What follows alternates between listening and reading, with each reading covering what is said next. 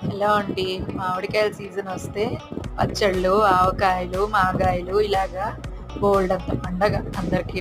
ఇలాగా సంవత్సరం అంతా పెట్టుకోవడానికని చూస్తూ ఉంటాం. ఇలాగ ఇందులోని మామిడికాయ తొక్కు పచ్చడి ఒకటి. ఇది ఇలా చేసుకుని పెట్టుకోండి. సంవత్సరం పొడుగునాను ఇలా కోరుకొని చక్కగా ఎండబెట్టుకోండి. ఉప్పు సరిపోయినంత కలుపుకొని, ఎక్కువ కలుపుకోకండి. ఎండిపోయాక పట్టేస్తుంది, ఉప్పు ఎక్కువైపోతుంది.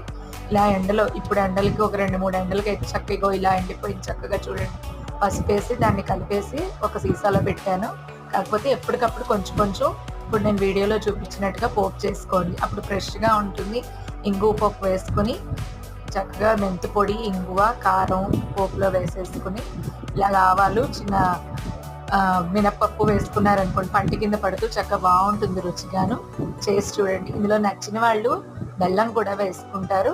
మా ఇంట్లో తినం కాబట్టి వేయలేదు. చూడండి, ట్రై చేసి.